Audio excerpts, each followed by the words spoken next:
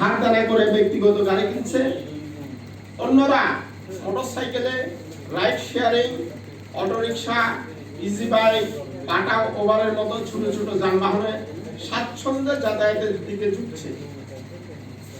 ফলে নগরীতে বিশৃঙ্খল বাসের সাথে পাল্লা দিয়ে 4 লাখ প্যাডেল চালিত রিক্সা, 6 লাখ ব্যাটারি চালিত রিক্সা, ইজি বাইক, 1,34,000 রাইড শেয়ারিং এর ছোট ছোট যানবাহন, 30,000 সিএনজি চালিত অটোরিকশা অবাধ যাতায়াতের কারণে নগরীর যানজট এবং জনজট চরমভাবে বেড়ে চলেছে।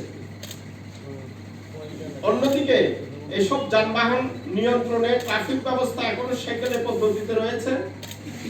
সরকার পরিবর্তনের পরে নগরীর 4,000 ট্রাফিক পুলিশ এখনো নিষ্ক্রিয়। যানজট কমাতে জরুরি ভিত্তিতে